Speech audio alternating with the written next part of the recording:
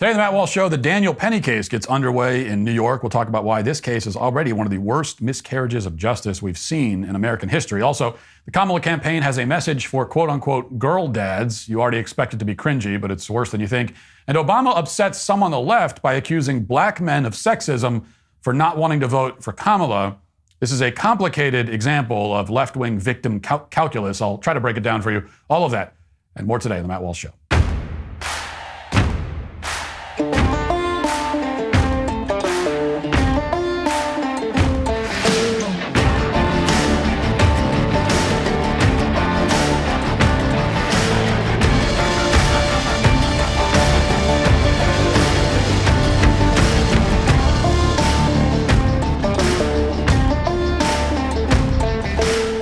In 6 days, my new movie, Am I Racist?, the decade's #1 documentary, streams exclusively on Daily Wire Plus October 28th.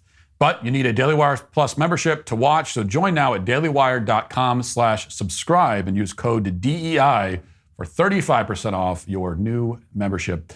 Don't miss out.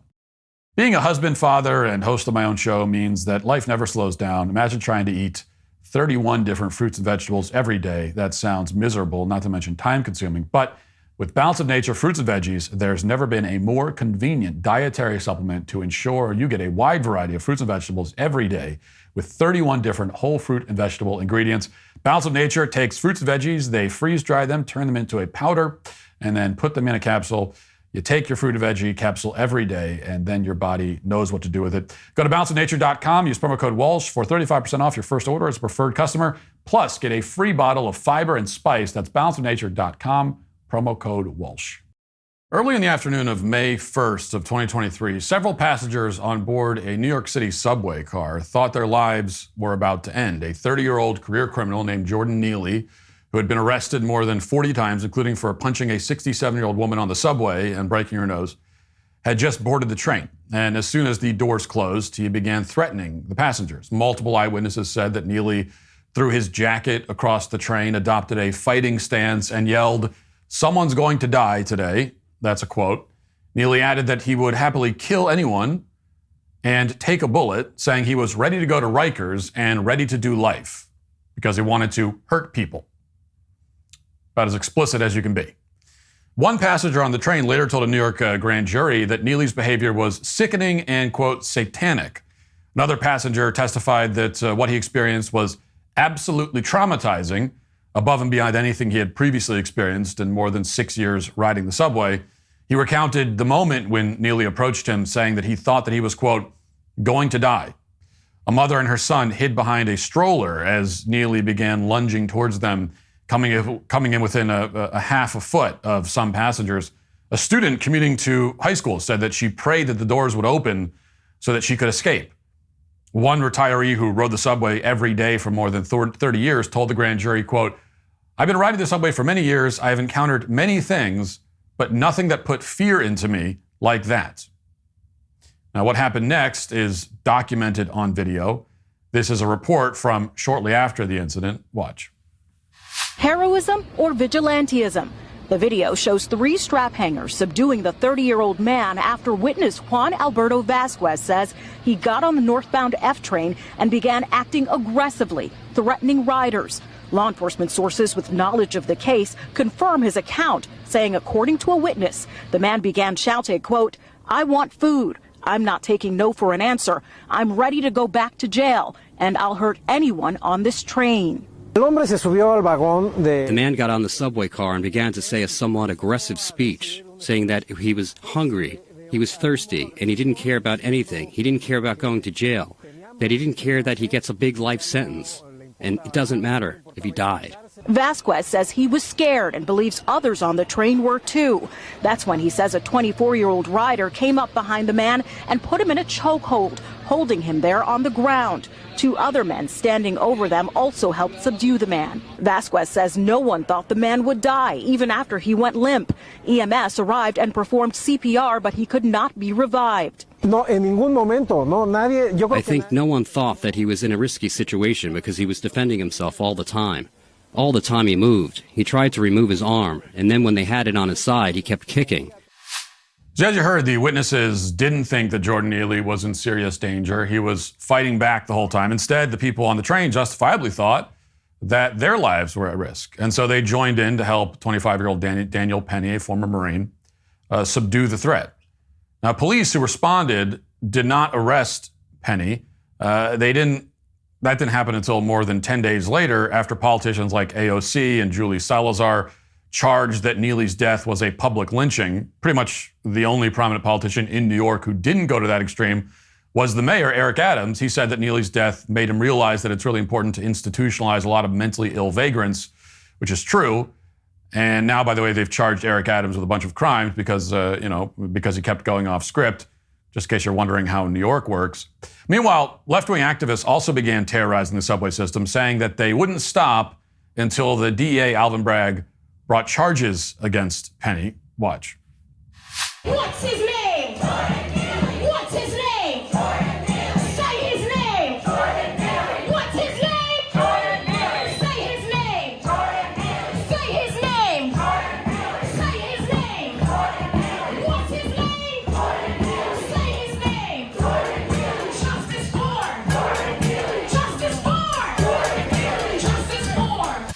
So his name is Jordan Neely. I don't know if you picked up on that, but his name is Jordan Neely. So they kneel on the tracks. They prevent a bunch of people from going to where they want to go, and yet none of these BLM activists are going on trial this week. I mean, it is illegal, by the way, to block a train track. It's not only illegal but very stupid. But the mob always gets what it wants in New York. So instead, this week, jury selection began in the trial of Daniel Penny. Alvin Bragg has charged him with criminally negligent homicide and manslaughter, which could put Penny in prison for up to 15 years. On Monday, BLM was outside the courthouse, and again they were chanting, "No justice, no peace." And when I talked about this case last year, I went into some detail about the media's attempts to paper over Jordan Neely's record. They kept calling him a Michael Jackson impersonator, as if that's why the passengers had subdued him. The implication is that he was moonwalking too much or doing a really bad rendition of Man in the Mirror, and so they killed him. I also discussed how this episode is being manufactured to create as much racial tension as possible. If Daniel Penny had been black, then nobody would be talking about this case at all, and the charges probably wouldn't have been brought in the first place. What I didn't talk about, because we didn't have all the details at the time, is what the inevitable prosecution of Daniel Penny was going to actually look like. And now that we have that information, it's safe to say that this is easily the most egregious criminal prosecution in a case of self-defense since the Kyle Rittenhouse trial. In fact, it's significantly worse than the Rittenhouse trial, in my opinion. And we all knew this would be a political show trial. What we didn't know is just how flagrant the show trial would be. So I'll start with the prosecution's theory of the case. This is from the New York Post. They report, quote, Manhattan District Attorney Alvin Bragg's office has argued that Penny knew during the encounter that he might kill Neely, even if that was not his intention. They've cited testimony from a Marine trainer who told the grand jury that Marines are taught that chokeholds, which are meant to be non-lethal restraints, can sometimes be fatal. Now, before I pull up the testimony that they're talking about, let's be very clear what's happening here. The prosecution is effectively conceding that when Daniel Penny restrained Jordan Neely, he wasn't trying to kill him. So they've downgraded this to, I guess, an accidental lynching. The prosecution is saying that Daniel Penny should spend 15 years in prison because he supposedly disregarded a risk that chokeholds can sometimes be fatal. And to make that argument, they have to prove beyond a reasonable doubt that Penny and his fellow passengers weren't experiencing a reasonable fear for their lives during this incident. That's the needle they plan to thread here. They need to prove that even though the guy was shouting that he's going to kill people, that they had no reason to think that he might kill people. And to put this in context, the typical manslaughter and criminally negligent homicide case in New York looks nothing like this. I mean, the textbook example would be something like, a person gets intoxicated, drives well over the speed limit, crosses a double yellow line, and kills someone. That's the kind of clearly reckless behavior that the law normally applies to. But in this case, Alvin Bragg wants to imprison Daniel Penny because, in direct response to a dangerous vagrant making explicit threats of violence, he performed a defensive maneuver that could potentially be lethal. Now, of course, literally any kind of physical altercation could be lethal. A punch could be lethal. Shoving somebody could be lethal. If everyone acknowledges that Penny wasn't trying to kill Neely and was just trying to restrain him so he didn't hurt any of the passengers, then what exactly are we doing here? What are they saying about this particular chokehold that makes it so reckless and so inappropriate that it's criminal? Now, I went and pulled up some of the testimony from the government's expert witnesses on chokeholds. It's contained in the defense motion to dismiss the case, which a judge rejected. The expert's name is Sergeant Kamala. Now, again, this is the government's witness and the defense witness. Or rather, this is the government's witness, not the defense witness. And this is what he told the grand jury in this case. The sergeant testified that in the Marines, the chokehold technique that Penny learned is a non-lethal maneuver intended to subdue an aggressor. The sergeant did say that a chokehold can be fatal when it's applied, quote, to the full extent. But as the defense's motion outlines, the expert clarified that Penny did not apply the chokehold to the full extent. According to the sergeant, if you want to kill somebody in a chokehold, then your best bet is to place more pressure on the arteries by pushing the head forward. You also want to apply pressure to the carotid arteries using a specific placement of the arm and elbow, but Penny didn't do either of those things. The sergeant testified that Penny's arm did not allow him to, quote, apply a lot of pressure to those carotid arteries. Instead, Penny placed pressure primarily on the, quote, upper part of the jaw. So here's the key quote. All things considered of where his hand placement is and arm placement, it looks as though he's just holding him. Now, additionally, several eyewitnesses testified that they never heard Neely gasping, gagging, or saying he could not breathe. In other words, Daniel Penny performed a maneuver that he was trained to perform as a non-lethal way of subduing threats. It took him several minutes longer than he probably thought it would because Jordan Neely was fighting back and because he had a coat on. But, that's what happened here. And by the way, this is the kind of maneuver that's so common in the military that you could pull up hundreds of videos of chokehold training. And just for example, here's one of them. So I'm going to choke him with my right hand. So this is what I'm going to put around his neck. I won't choke you out. So when it hurts, you can stop. Or I'm not going to. Go to sleep! Come on, man. Hey. Sleep.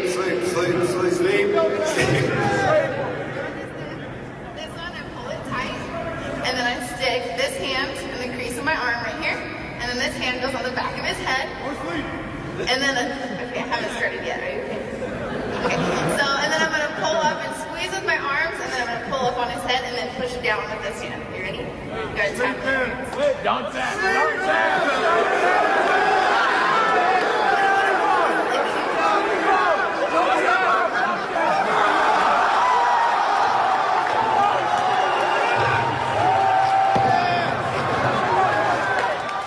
Okay, so they're making light of the whole thing, and maybe they shouldn't, but that gives you some idea of how widely taught the technique is.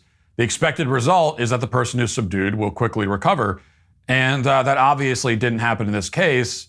And from the testimony of the medical examiner so far, we don't know why exactly. The medical examiner indicated that asphyxiation was the cause of death, but from the defense's motion, we don't know if that's actually supported by the evidence. Causation is going to be a big issue in this trial, as in, did Daniel Penny actually cause the death of Jordan Neely? We don't know if Jordan Neely died because of pressure that was applied to the carotid artery or to the windpipe or for some other reason. What we do know is that when someone has to be forcibly restrained by several people for their own protection, there's a risk that something can go wrong.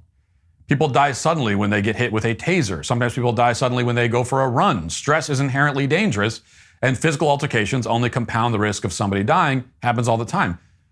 But that's why it's a bad idea to pick fights with people on the train and threaten to kill people. Even when they're trying to subdue you using a nonviolent technique, things can go wrong. That's a risk that the aggressor assumes, not his victims. And it also raises the question of what else was Daniel Penny supposed to do? When you've got a guy on a train who's explicitly threatening to cause harm to him and the other people around him, what do you want?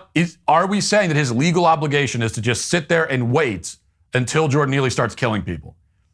And if we say no, it's okay to restrain him, how else are you supposed to restrain a fully grown man who is thrashing and being violent? Like, how else are you supposed to do it? And what this testimony from the government's witness underscores, once again, is that this case never should have been brought. No matter what happens, even if Daniel Penny is acquitted, it's still a grotesque miscarriage of justice because a healthy society would have given Penny an award and thanked him for his service to the community. Instead, the same prosecutors who tried to jail the leading presidential candidate are now trying to imprison a man who defended a subway car full of passengers from a raving lunatic.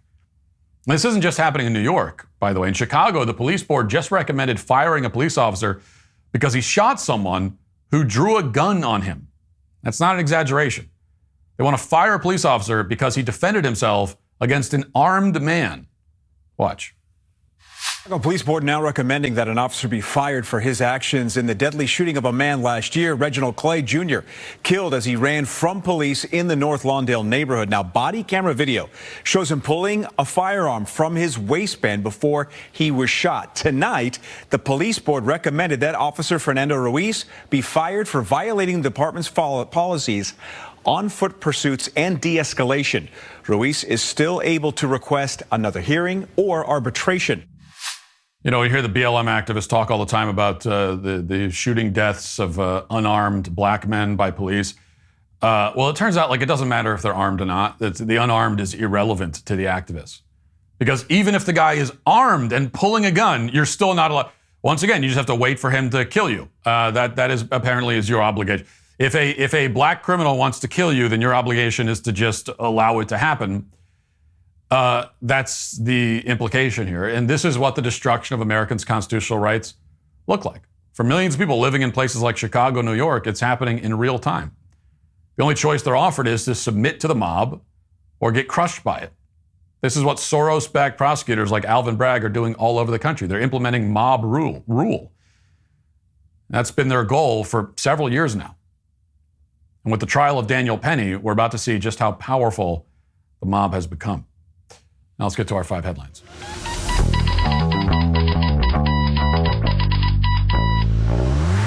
You know, a few decades ago, private citizens used to be largely that, private. Well, what changed? The internet. That's what has changed. Think about everything you've browsed, searched for, watched, or tweeted. Now imagine all that data being crawled, collected, and aggregated by data brokers into a permanent public record. Your record. Having your private life exposed for others to see was once something that only celebrities worried about, but in an era where everyone is online, everybody is now a public figure. To keep my data private, when I go online, I turn to ExpressVPN. One of the easiest ways for data brokers to track you through is through your device's IP address. It's like a digital fingerprint that also reveals your location, but with ExpressVPN, your IP address is hidden. That makes it much more difficult for these data vultures to monitor, track, and monetize your private online activity. Let's be honest, in today's world, that's more important than ever. But ExpressVPN doesn't stop there. It's also encrypts 100% of your network traffic, keeping your data safe from hackers when you're on public Wi-Fi. Whether I'm at a coffee shop, researching the latest leftist insanity, or using hotel Wi-Fi while traveling, I know my information is secure. Another winning feature of ExpressVPN is how easy it is to use. It works on all your devices, phone, laptop, tablet, you name it. Just tap one button to turn it on and you're protected. It's that simple. Protect your online privacy today by visiting expressvpn.com/Walsh. That's expressvpn.com/Walsh to get 3 extra months for free with my exclusive link, expressvpn.com/Walsh. Well, it's 2 days later, and the left is still having a meltdown about Donald Trump serving fries for a few minutes at a McDonald's. So here's AOC at a Kamala campaign event whining about it. Let's watch. Donald Trump putting on a little McDonald's costume because he thinks that's what people do. They're not trying to empathize with us. They are making fun of us. They are making fun of us. Donald Trump thinks that people who work at McDonald's are a joke. Elon Musk thinks that dangling money in front of a working person is a cute thing to do when the election of our lives is before us. So she condemns Elon Musk for dangling money in front of working people. And if you're not familiar with what she's referring to, actually Elon is giving away $1 million a day to people who sign his free speech petition. And so I'm pretty sure that working people are more than happy to have $1 million dangled in front of them. I've never known a working person who would be insulted by being handed $1 million. I mean, who wouldn't want to be insulted in that way? I would love to be insulted by someone just saying, "Here's $1 million." That's a great. Of all the insults a person can endure, that's certainly one of the better ones. But it isn't insulting at all, of course. And this is the lose-lose situation that, of course, they put people like Elon in. Elon's a greedy billionaire who never helps working people, and then he gives $1 million a day to working people, and now he's insulting them and dangling money in front of their faces. So he can't win, and Donald Trump, of course, can't either. He shows up to McDonald's, talks to the employees, is very kind to them, compliments them, learns about their job, shows a real interest in their job. It's one of for a lot of people watching the videos of Donald Trump at McDonald's. One of the endearing things about it is that he seems to actually be interested in something as simple as like how the fries are put into the carton. And so he's showing an interest and learning about their job, tries it out for himself, and now he's insulting them somehow. Or sorry, not them. He's not insulting them, us. AOC repeatedly says that Trump is insulting us. He isn't empathizing with us. He's making fun of us. Us, she says. Except that AOC, there's no us here, right? You are a prominent politician. You are a powerful figure in Washington. Unfortunately, you're not a minimum wage worker. You're not a McDonald's employee. You're not working class. And this, again, is the key difference, one of the many key differences between Trump and somebody like AOC. Trump actually isn't pretending. He isn't pretending to be working class. He never pretends to be anything other than what he actually is. In fact, I read an interesting thread on Twitter where I can't remember the handle of the person. I don't have it in front of me, but they were pointing out kind of the significance of the fact that they're pointing out the significance of the passage of time. Actually, no, they're pointing out the significance of the fact that Trump always wears suits. And even in those now iconic photos, he kind of looks like a McDonald's manager, like an old school manager at McDonald's, because he's still wearing his shirt and tie and all that. And working the fry machine, he's got a shirt and tie on. He wears suits always, everywhere he goes, unless he's golfing. And then other than that, he's always wearing a suit. He never dresses down. This is someone who is a member of the obviously upper economic class, upper class, the top 1% of 1% of 1% as a billionaire, and he never pretends otherwise. Even in the way he dresses, he's not pretending. Like he doesn't go out. You don't see him dressing down. He looks like he dresses like a guy that's got a lot of money. And how do working class people respond to him? Well, they love him. It's not a bunch of rich people who are coming out to Trump rallies. No, it's the rich people that are sneering at the people that are at the Trump rallies. These are working class people at the Trump rallies. And this is something that AOC just can't understand. She'll never understand. None of these people will understand that AOC, she thinks the only way to relate to the working class is to pretend that you're one of them. She was a bartender 10 years ago, and we know that because she constantly talks about it. Just like Kamala Harris, the only reason we know that she allegedly worked at McDonald's back in the 70s or the 80s or whenever it supposedly was, only reason we know that is because she talks about it all the time, or at least now that she's running when she started running for for president is when she started talking about it. Because to them, this is how you relate, right, to working class people, by pretending that you're, oh yeah, I'm just a bartender. No, you're not a bartender. And it doesn't work because it's not authentic. And people can tell that it's not authentic. And that's whether working class or no matter what class you're in economically, people are drawn to authenticity. They respect it. And so, if you're Donald Trump and you're one of the most famous guys in the world and you're a billionaire, then don't pretend you're not. And he doesn't. And if you're AOC and you're a prominent DC politician, stop pretending, well, he's looking down on us. You're a member of the political elite. You're one of the most famous politicians in the country. That's what you are. Stop pretending you're not. Okay. Let's see. Here's got a couple other clips I wanted to play.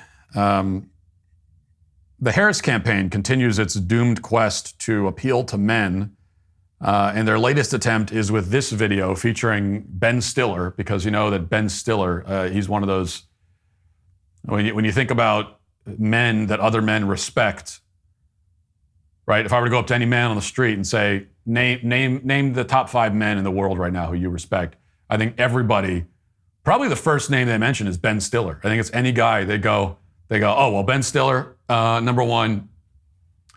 Doug Emhoff, number 2. That's your top 2 right there.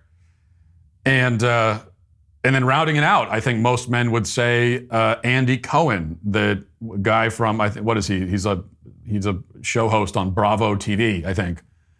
And I think every guy, that'd be their top 3. They go Andy Cohen, Ben Stiller, Doug Emhoff. Those are my guys. Those are the guys that I model my life after. And so it just so happens that those are the 3 guys who appear in this video for the Kamala campaign. And here they're talking about being girl dads.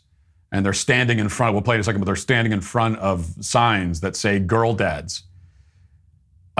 Which by the way, this is just a complaint, but I mean, like everything else I talk about on the show, it's a complaint. I am also a dad of girls. I have 2 daughters. And I would never describe myself as a girl dad. This is a very recent thing. Right? No one was saying girl dads 10 years ago, but now over the last couple of years, you hear the girl dad thing. It's incredibly cringe and lame, okay? You're just a dad is what you are. You're not a girl dad. You're a dad. So I'm a dad of girls and boys. What am I going to say? I'm a girl dad and a boy dad. No, I'm just a dad. That covers it. That's all you have to say. You don't have to add girl in front of it. But cringe and lame, nobody does that better. Nobody does cringe and lame better than Kamala Harris. So that's what you end up with this clip. Let's watch it. About being a girl dad. I love how much smarter she is than all the guys in the room already. I can tell that she's going to be a powerhouse. She is already at 2.5. My daughter's 22 and a half, is a feminist, incredibly strong, and has really just inspired me in so many ways. I love her. I'm the proud dad of Ella over here. My vote for Kamala is an investment in my daughter's future. I agree. I'm right there with you. When the Dobbs decision came out 2+ years ago, I heard from Kamala right away, and then the next person was Ella. She texted me right away, essentially saying, we need to fight. This is not just an issue for women. This is an issue for men and families. And this is one of the many, many reasons why we've got to elect Kamala as president. Never in my lifetime did I think that we would be having to fight for this and the fight for our own bodies. And I think it's really important for the men to step up and show that they actually support us and they're willing to put things on the line to help us. Okay, so there are the girl dads for you. And it just goes to, like, whenever a man calls himself a girl dad, all I hear is girly dad. So what you're really saying is you're a girly dad. And so those are the girly dads over there. And ostensibly, this is, yet again, supposed to be an appeal to men, but it's all about women. And it's very telling that the campaign can't even bring itself to send out a message for dads, right? They're not trying to mobilize dads or win the votes of dads. They're going for the girl dads specifically. Those are the only dads they're interested in, because everything has to be about women always, all the time. I mean, I've made this point so many times now, but this is just, it's remarkable. Like, it is kind of remarkable that every single time you see something from this campaign where they're highlighting men or speaking to men, it always veers immediately. Like, they can't even put 60 seconds together of a message that's just to men. It always has to go into, well, hey, men, it's important that you vote because think of the women. They can't bring themselves to do it. And of course, it never goes the other way. Women are never appealed to with, you never hear that kind of appeal for women. Women talking about, how the most important thing in their life is to support the men in their life. You never hear that, at least among Democrats. You're never going to hear that kind of, hey, women, make your husbands proud by voting for this politician. You'll never hear that message, ever. It only goes one way. And what is the message here? We've got Andy Cohen on the left. He says his 2-year-old daughter is smarter than all the men in the room already.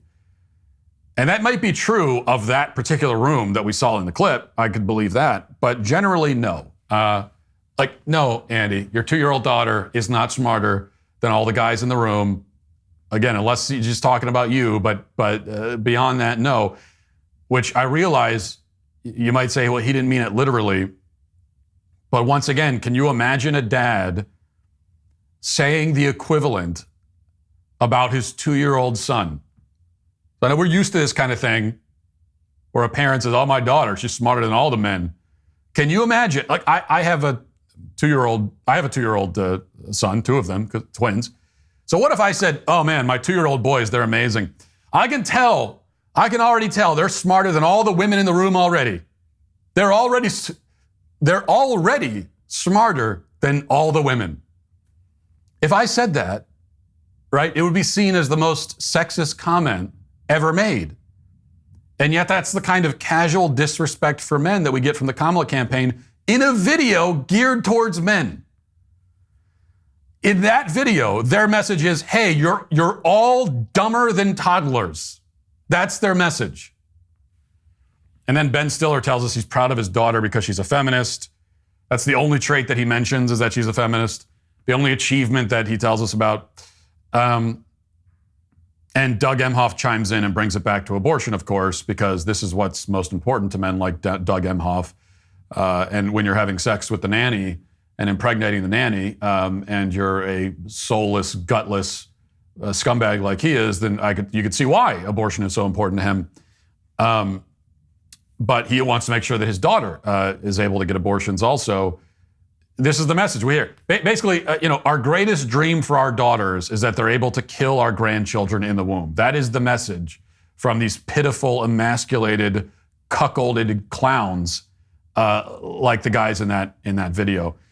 And we're very used to this kind of thing. We hear this messaging from Democrats all the time. At a certain point, you're desensitized to it. It's sort of, you take it for granted. But this is really brutal, evil stuff.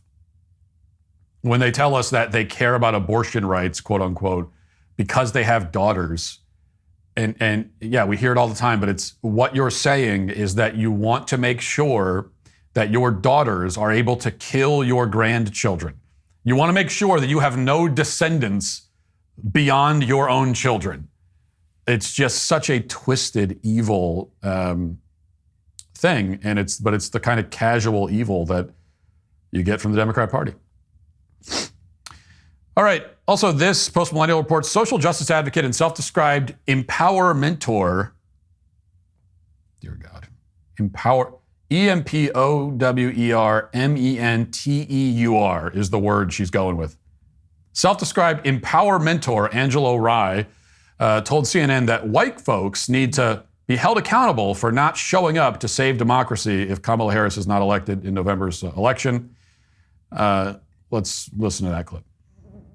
Speaking of laying this at the feet of black men and honest conversations, former President Obama was back out last night. This is the first time since he was in Pittsburgh, and invoked the potential of sexism in his appeal to black men to support the vice president. Angela, should there be a course correction? Because there was so much backlash to that framework, was it a mistake for the former president to say what he did or to say it publicly? What was your assessment of what we heard from former President Obama?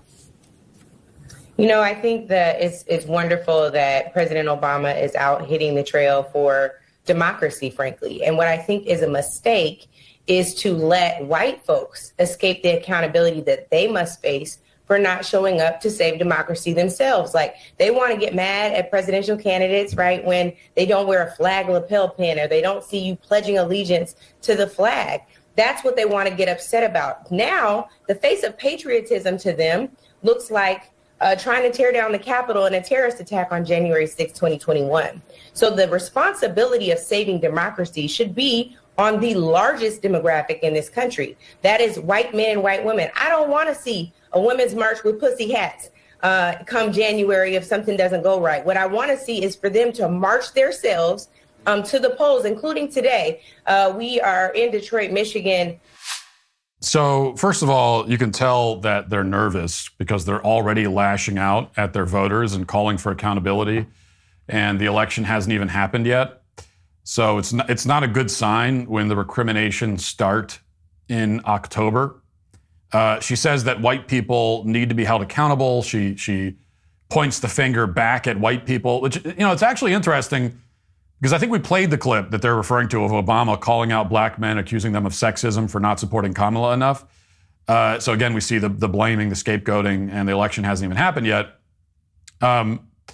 When you're scolding certain groups for not voting for your candidate before the election, it's just a very bad sign. But Obama's lecture to black men has created an interesting dilemma on the left, because on the one hand, he's attacking men and calling them sexist. So far, so good. But he singles out black men in particular, which complicates matters. And this is where the left-wing victim pyramid really comes into handy. We've gone over the system many times. I've made 2 videos, diving in deep on the giving tutorials on how the left-wing victim calculus works. You can go check those out. And if you do check them out, you'll see that black men are in fact higher on the victim hierarchy than women as a group. But they are not higher than black women in particular. Black women are at the top of the black category on the victim pyramid. The only people higher than black women are trans. And then highest of all, of course, are black trans. And that, by the way, it is all very fluid, and that's changing. I think trans, they probably are still at the top of the pyramid, but I might have to do an update one of these days, because trans are, they haven't had it's been a rough couple of years for the trans victims on the pyramid. They're not being talked about. They're not getting a lot of attention right now on the left. And Kamala Harris and the Democrats running for office right now are pretty embarrassed of them. So I think you might say you've got other groups. I mean, there's always a kicking and clawing and they're scratching, and all the different groups are trying to get to the top of that pyramid, and no one stays at the top of it forever. So I think in the next couple of years, trans they may end up farther down the ladder. Who supplants them? I think and we'll see what happens in the election. That could affect this, but women as a group may end up. There was a time when women as a group were at the top of the victim hierarchy, and we may be getting back to that point. And that would be quite a comeback story, because women on the left they've been like only just above white men in terms of their victim points, and it'd be quite a comeback if they're able to get all the way to the top of the victim hierarchy again. And I don't know, it's very interesting to watch. But anyway, as it stands right now, this is the way it shakes out. Obama's calling out black men as sexist, which means he's accusing them of victimizing a group that right now is below them on the victim pyramid, and that's impossible according to the system. Victim groups can never be guilty of victimizing the groups that are below them. That's the way that the equation works. So it seems that Obama has committed kind of an act of heresy here.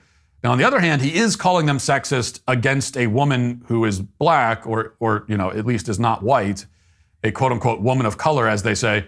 And so does that make it orthodox? I would think that it does. But the CNN commentator, I guess her point is, let's just be safe and go back to crapping on white people, and let's just play this thing safe, guys. And I think that's her message. But this is always the interesting dynamics on the left. All right, finally, fascinating story. We talk about science sometimes on the show. I don't like to get too deep into the science conversations because I don't want to start talking over the head of my audience. I'm a big science buff myself, and so I always have to. I'm not gonna say dumb it down. I'm not saying that, but I don't want to. At a certain point, it's like people their eyes start to glaze over, and I realize that. So just a little bit of science here. We won't spend too long on it, but this is a breakthrough. So this is a story from The Sun, and The Sun reports on a lot of really interesting science topics. So this is a story. An alien has apparently given its first TV interview filmmakers have bizarrely claimed. In crazed moments on screen, a man claiming he had channeled an extraterrestrial proclaimed that humans are DNA experiments created by aliens called the New. Daryl Inca, 73, claims that he channels an otherworldly entity named Bashar from the future. After a few seconds of twitching and shaking, Daryl transforms into Bashar and then he transforms into this alien. And this interview was all done for a documentary by a documentary maker named Serena DC, who last year probed the existence of alien mummies in Peru. So she's, looked into a lot of. Now, I will say that this article does a lot of really inappropriate editorializing. I mean, right there in the first line, they say bizarrely, crazed, claimed. Right? They say the man claimed that he was channeling an alien. No, he doesn't claim that he's channeling an alien. He actually channels the alien. You could see it for yourself. There's no claim here. This is a fact. It's on camera. So let's play this clip. Here it is. Check this out.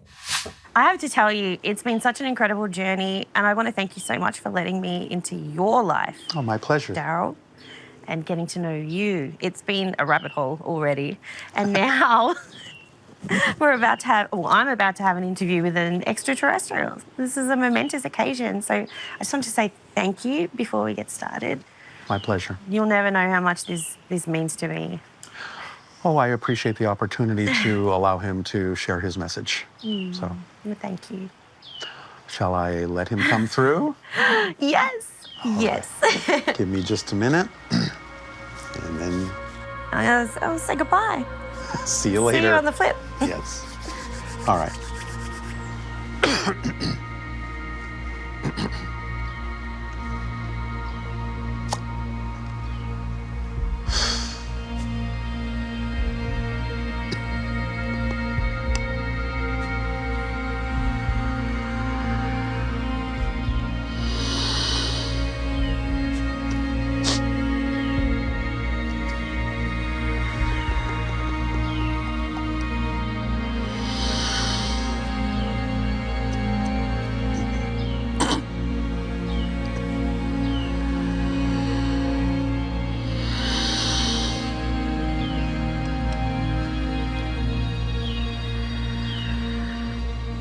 Oh, I'll say good day to you this day of your time. How are you? Hi. I'm good. How are you, Bashar? Perfect, thank you. Please, by all means, you may proceed however you wish, but allow us to thank you for the co-creation of this opportunity to exchange ideas and information with you. Wow. The alien is apparently a radio DJ from the 90s, and that seems to be the voice he's using. And I'll tell you this, I believe him. I believe him. I believe that this is real. I choose to believe. In fact, I would seriously question the judgment and integrity, frankly, of anyone who is not persuaded by that clip. What more do you need? A lot of you doubting Thomases say that you don't believe in aliens because you haven't seen them. Well, here you go. Now you have it. Now you've seen it. Now you've seen it for yourself. And let's be honest. Let's be really honest about it. This footage is absolutely decisive. How else do you explain what you just witnessed? Like, we saw the guy, he was talking normally. We would agree on that, right? He's talking normally. Just a normal guy going about his everyday life, you would think. And then suddenly, he's twitching in a way that is it's a very alien kind of, like the twitches, when he turns into the alien, it's a very alien. Like if I saw him twitching like that without any context, I would say, oh, he must be channeling an alien, because it's a very extraterrestrial-esque twitch. And then he starts talking like a cartoon character, which that part was a surprise, I'll admit. But how else do you explain? It's unexplainable.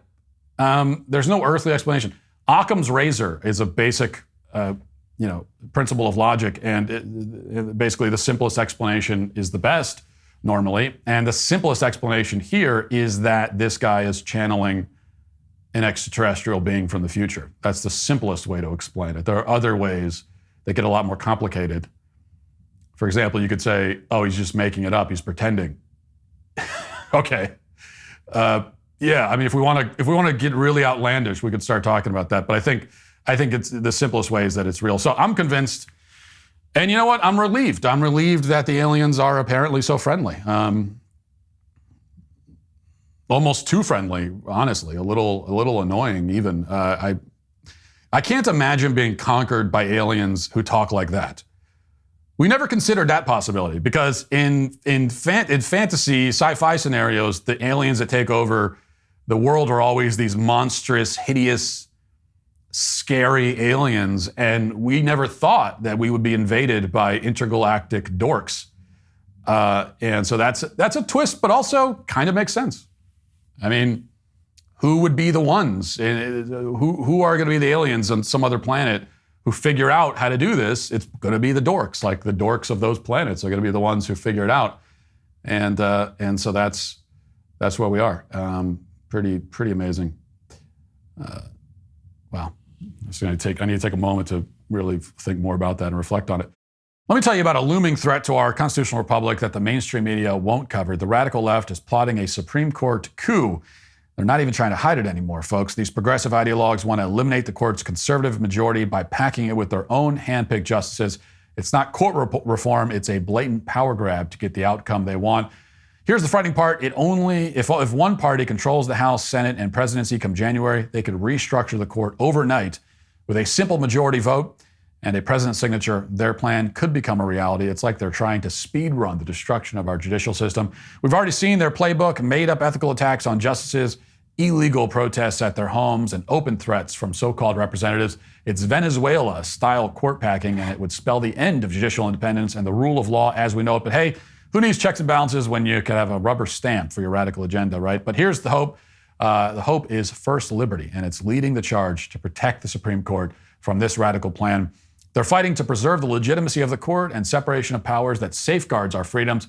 Here's what you need to do. Go to supremecoup.com/Walsh. That's supremecoup.com/Walsh to learn how you can help stop the left's takeover of the Supreme Court. The future of our country is quite literally in your hands. Check out supremecoup.com/Walsh today. In 2 weeks, election night 2024 will determine America's fate. Daily Wire is where you need to be when history unfolds. Join the most trusted voices in media. Ben Shapiro, Matt Walsh, that's me, by the way, Michael Knowles, Andrew Klavan, Jeremy Boring, and a host of special guests live as we break down the night's biggest developments. The show starts before the polls close, and our coverage doesn't stop until a winner is called. It's going to be a long night. I am so looking forward to it. Watch real-time electoral maps as results pour in state by state with analysis you won't get anywhere else, with special guests and polling experts to analyze the results and what it means for the future of America, plus live coverage from Donald Trump's headquarters, Harris's camp, at the polls across swing states, and more. We'll be where what matters is happening. No one knows how the night will unfold, but all eyes will be on the Daily Wire for Election Night 2024. Free to join the conversation and watch on the Daily Wire app and dailywire.com. Join the fight now and be prepared for Election Night 2024 at dailywire.com. Now let's get to our daily cancellation.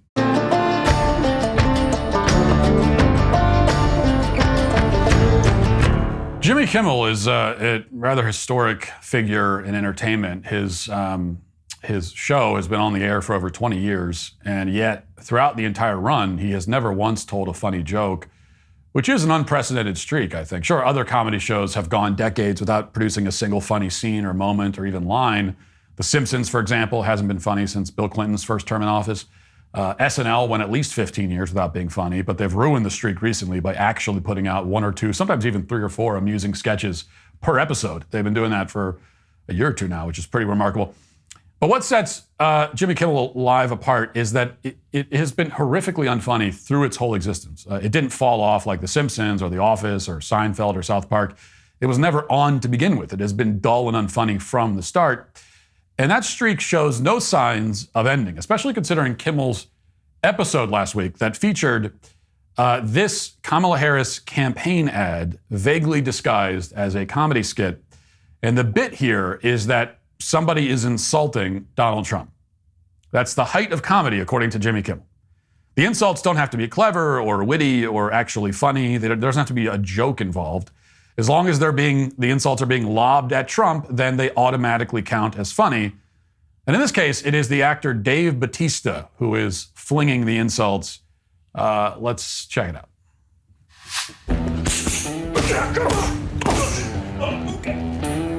Fellas, we gotta talk. A lot of men seem to think that Donald Trump is some kind of tough guy. He's not. I mean, look at him. He wears more makeup than Dolly Parton. He whines like a baby. The guy's afraid of birds. Donald Trump had his daddy pay a doctor to say his Will feet hurt so he could dodge the draft. Look at that gut. Like a garbage bag full of buttermilk. He sells imaginary baseball cards pretending to be a cowboy fireman. Guy's barely strong enough to hold an umbrella. I mean, look how he drinks water. Like a little pink chickadee. He's got jugs, big ones, like Dolly Parton. He cheats at golf. He creeps around beauty pageant dressing rooms. You know that little dance he does? He looks like he's a pair of giraffes. He's moody, he pouts, he throws tantrums. No, get those lights off! He acts like a 5-year-old behind the wheel of a truck. He bends over for Putin. He's cattier on social media than a middle school bean girl. The guy needs help walking downhill. Almost there, Grandma. So this November, let's stop kidding ourselves. Donald Trump is afraid of rain, of dogs, of windmills. So you get the idea. Now, there are two problems here. And the first is that Dave Bautista is an actor. And before he became an actor, he was a professional wrestler. So he's been pretending to fight for his whole career. Bautista is prolific at make-believe. He's very good at pretending to be a tough guy.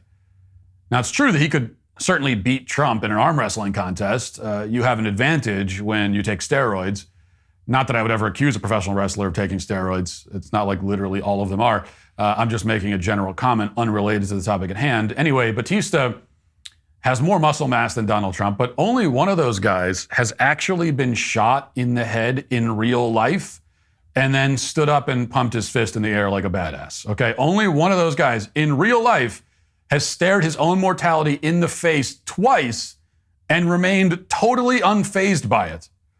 Like shockingly unfazed.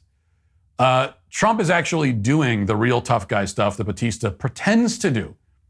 Trump was covered in real blood. For Bautista, in his movies, it's fake blood. Trump had real bullets flying at him. Bautista, on the other hand, has been repeatedly shot by CGI effects.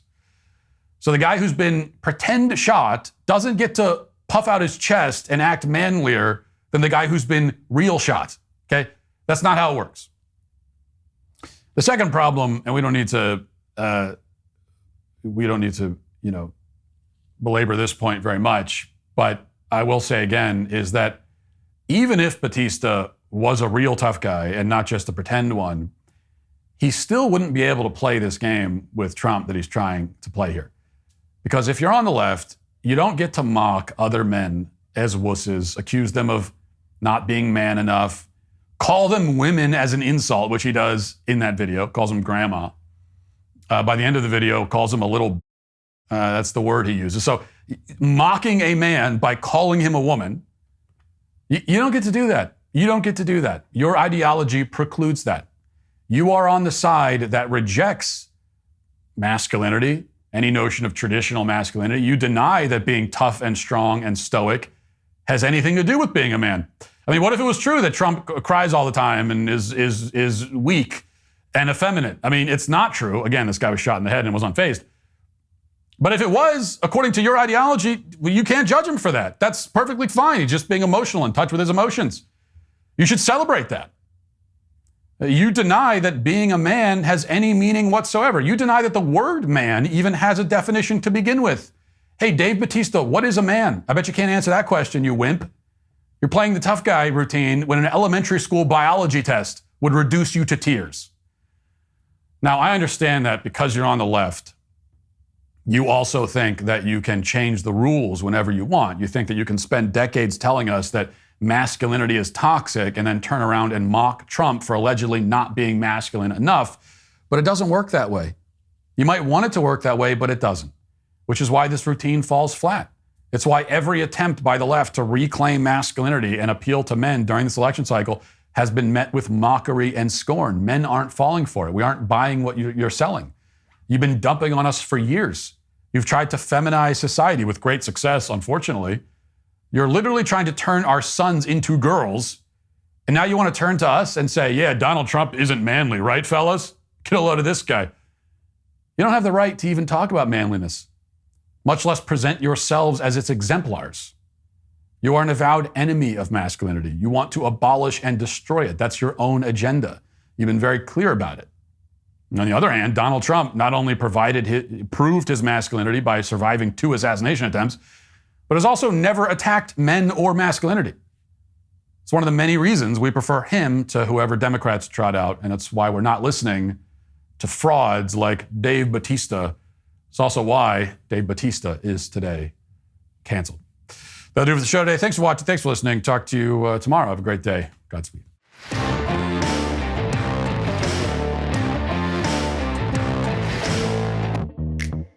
The question everyone in America is asking, am I racist? Make those moves. Get a Daily Wire Plus membership to see Am I Racist? This is all I have. Did you want to? I can help you guys out. Yeah. Go to AmIRacist.com and sign up now. I've been told because I'm a white male, kind of at the top of the pile, how do I get down from the top? I don't think you necessarily can. How do we get past all the talk about racism? We have to love each other. Well, it can't be that simple. How do we get to a point of racial harmony? It's good to talk to you. We're still on a journey, all of us together. I think you got some journeying to do. Just talk to me about the statistics. We have an epidemic. 20 million crimes a year, 6,000, 7,000 hate crimes. No, there's no epidemic. Why are we talking about statistics? This is not a matter of statistics. Well, you asked me about the statistics. Am I Racist? Coming to Daily Wire Plus on October 28th. Rated PG-13.